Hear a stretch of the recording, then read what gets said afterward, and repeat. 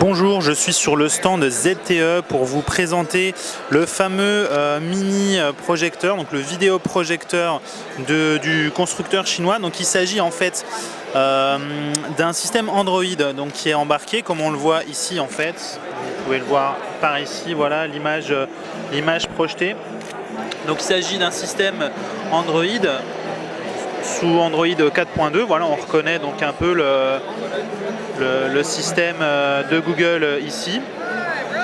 On retrouve donc sur le produit en lui-même des boutons, donc les habituels boutons retour, home et menu ici, hein, voilà, donc c'est vraiment de l'Android tel qu'on le connaît.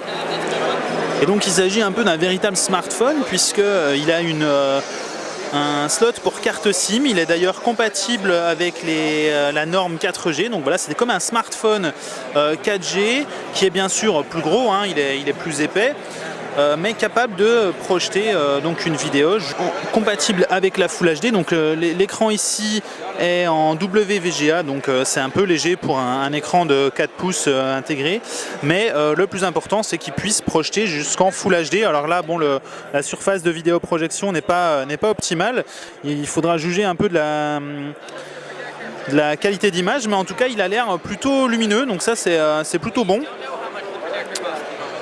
Et il a une batterie de 5000 mAh, donc ce qui est quand même assez important, ce qui devrait lui permettre de tenir assez longtemps en termes d'autonomie. Mais c'est pas tout, puisque pour projeter vos films, vous pouvez donc les avoir sur le cloud ou sur n'importe quel support dans la mémoire interne de l'appareil, ou aussi bien sûr vous pouvez brancher une source en HDMI, puisque comme vous le voyez ici, on a une prise HDMI qui va donc vous permettre de brancher après n'importe quoi, un ordinateur ou n'importe quoi d'autre. On a aussi donc une prise USB. Ici vous voyez donc l'alimentation.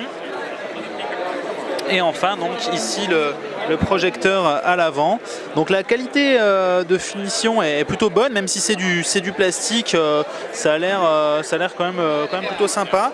Il n'est pas très lourd. On remarque dessous donc un pied en fait qui va vous permettre de l'incliner légèrement de cette façon.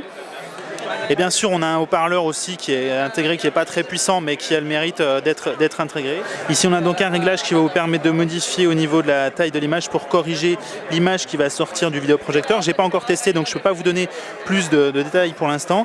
Et donc on a le bouton power ici, donc voilà, donc c'est un appareil un peu étrange dans le sens où on n'aurait pas forcément pensé à ce type d'appareil.